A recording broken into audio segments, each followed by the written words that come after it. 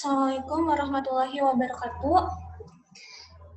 Ya, perkenalkan nama saya Nurul Fikri.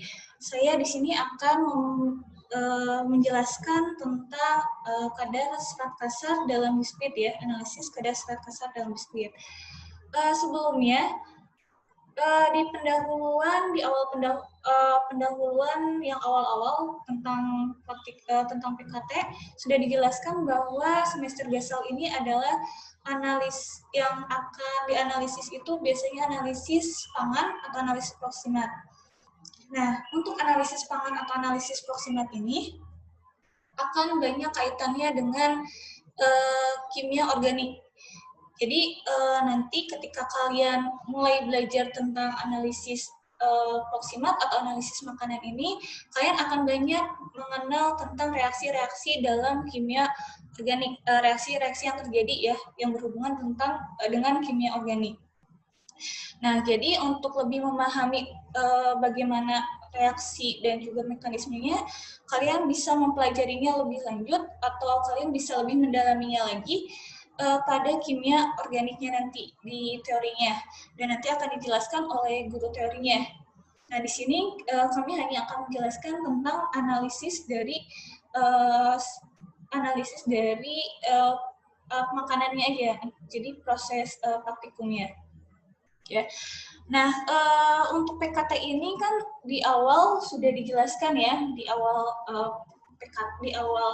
pengenalan lab, bahwa analisis di PKT ini merupakan aplikasi dari analisis ketika di gravimetri dan juga volumetri, ya, yaitu tentang penimbangan dan juga titrasi. Nah, untuk kadar serat kasar ini metodenya itu seperti gravimetri ya. Jadi nanti bakal banyak penimbangan. Untuk di kadar serat kasar ini mungkin di awal itu hanya preparasi sampelnya yang perlu kalian perhatikan pada kadar serat kasar ini. Ya, kita lanjut saja.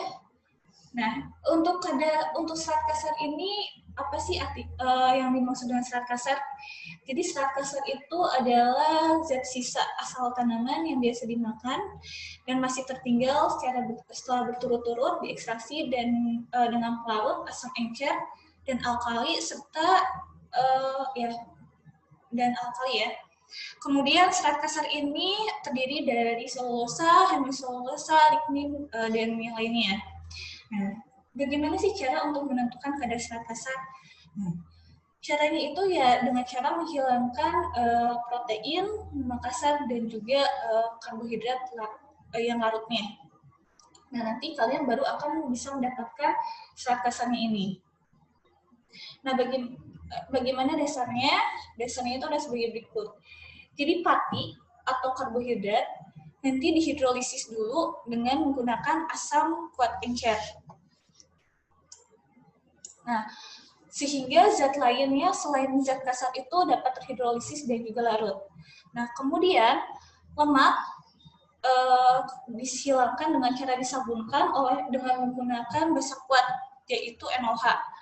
Nah, setelah itu disaring, dicuci dengan air panas, ya, dan asam encer, kemudian dibilas dengan alkohol untuk mempercepat pengeringan.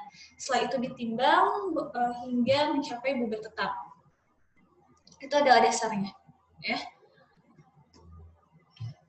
Kemudian reaksinya. Nah, tadi sudah diberitahukan di awal bahwa untuk analisis pangan, terutama untuk kadar serat kasar ini akan berhubungan dengan kimia organik. Nah, di sini reaksinya ada pati atau mungkin disebut karbohidrat yang nanti akan dihidrolisis dengan menggunakan asam. Di situ ada ya di awal, di atas itu ada tanda kan H+, dihidrolisis dengan asam, kemudian akan menghasilkan yaitu monosakarida. Nah, kemudian selulosa ini yang tidak dapat terhidrolisis tidak akan bereaksi, jadi di situ ada tandanya no reaction ya. Nah, kemudian di bawah dari selulosa itu ada rumus yang di bawah selulosa itu trigliserida, yaitu lemaknya. Ya, jadi nanti lemak itu akan disabunkan dengan menggunakan alkali yaitu NaOH. Ya, sehingga nanti akan menghasilkan sabun ya, RCOONA itu sabun dan juga plus gliserol. Yang di sebelahnya itu adalah gliserolnya. Nah, yang di sebelah sini itu gliserol. Ini pati, ini yang sebelah sini itu adalah ini apa? Monosakarida. Kemudian di sini selulosa, ini trigliserida atau lemak. Kemudian disabunkan dengan NaOH. Menghasilkan sabun dan juga di gliserol. Oke. Selanjutnya adalah bagian kerja. Nih, bagian kerja di sini nanti kalian akan menimbang 1 gram biskuit di atas kertas minyak ya, agar nanti si biskuitnya ini tidak menempel di kaca arloji. Jadi kalian menggunakan kertas minyak. Nah, nanti si biskuit ini sebelum kalian timbang, ini si biskuitnya itu harus dalam keadaan yang bubuk atau dalam keadaan yang halus. Jadi kalian nanti dihaluskan dulu sampelnya, sampel biskuitnya itu baru kalian timbang. Nah, selanjutnya nanti si sampelnya itu kalian masukkan ke dalam Erlenmeyer. Erlenmeyernya itu bisa kalian gunakan Erlenmeyer biasa ya. Kemudian ketika kalian memasukkannya ke dalam Erlenmeyer ini, usahakan tidak ada yang menempel di dinding Erlenmeyer. Hal ini disebabkan agar semua si sampelnya itu nanti bakal bereaksi semua dengan si reaksinya. Ya, di sini kan ditambah, kemudian baru ditambahkan oleh H2SO4 1,25% sebanyak 50 ml es batu didih. Nah, nanti ditambahkan di sini kenapa menggunakan H2SO4 yang 1,25%, yaitu untuk untuk menyesuaikan dengan asam lambung. Ya, dengan asam lambung dari manusia. Jadi serat kasar ini ya serat yang memang tidak hasil dari sisa pencernaan manusia. Jadi mengapa digunakan H2SO4 1,25% agar bisa menyamakan dengan asam lambung. Nah, kemudian setelah itu refluxnya itu adalah selama 30 menit menggunakan reflux. Nanti diberitahu ya refluxnya seperti apa. Jadi reflux ini ada 2, ada reflux yang buat Erlenmeyer biasa, nanti di bawahnya itu dari bahan karet, kemudian ada yang reflux untuk Erlenmeyer asah, nanti di sini itu dari kaca, dari asah, ya.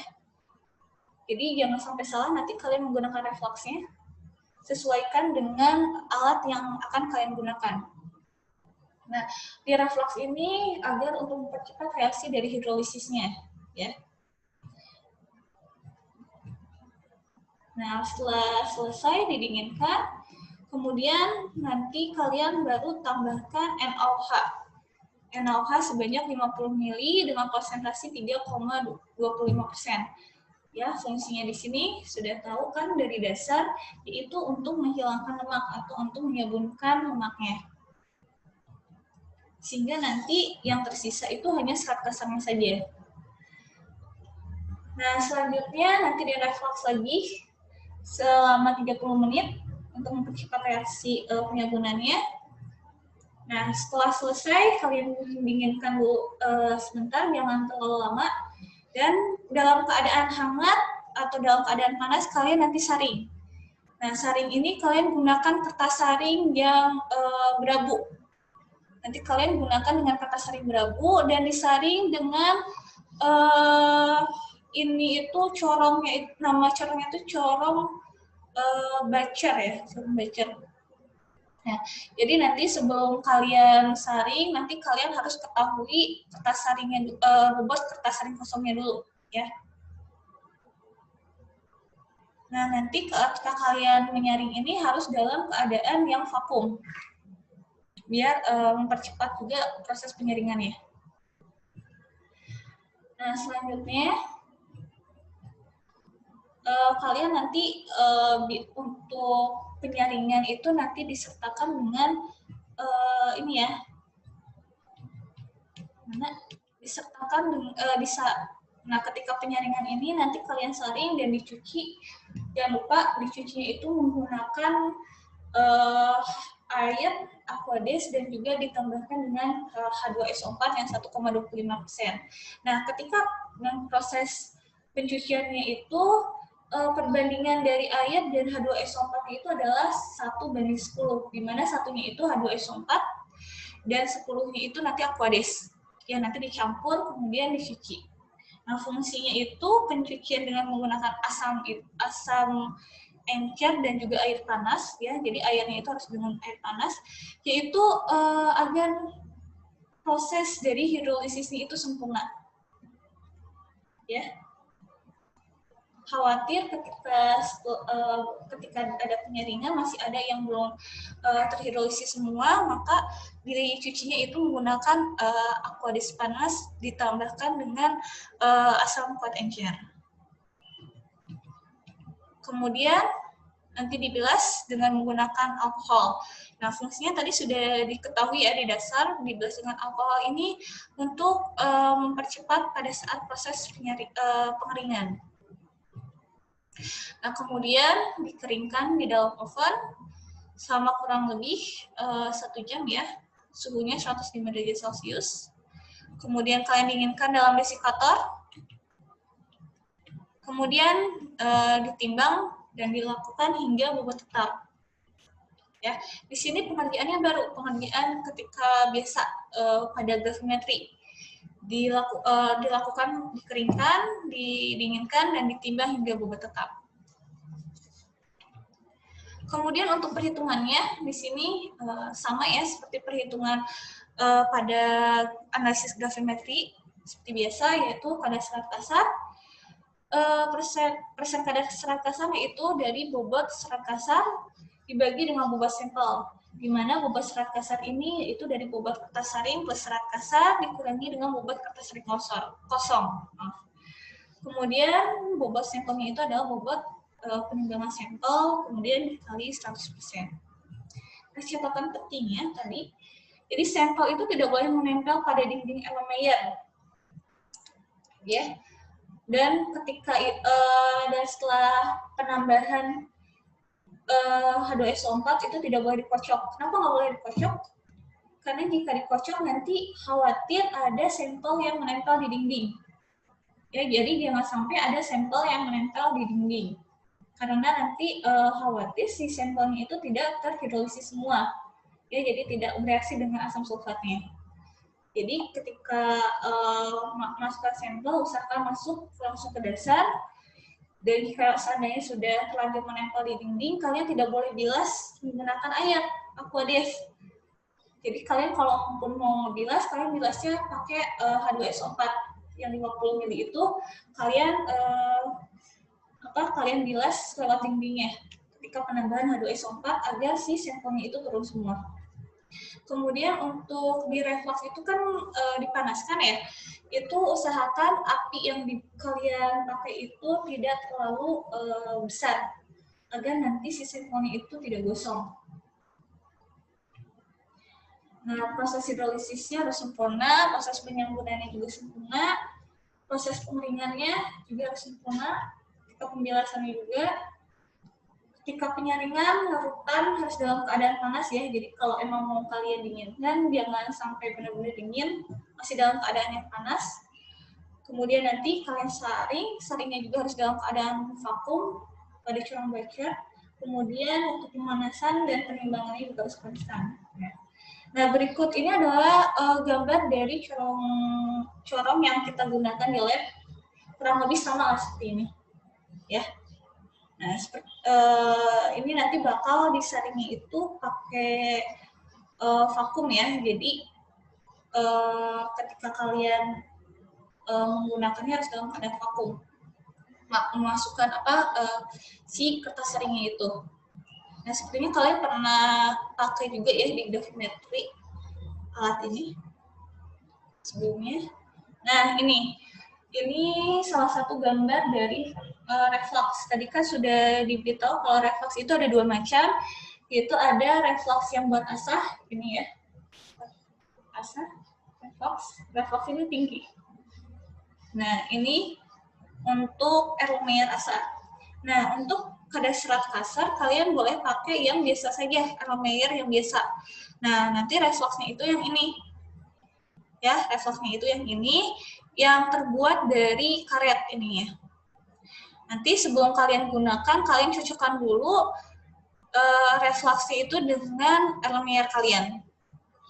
Ya, paling itu saja yang bisa saya jelaskan tentang kadar serat kasar. Jika seandainya ada yang ingin ditanyakan, kalian silakan ditulis terlebih dahulu, nanti dikumpulkan di ketua kelas,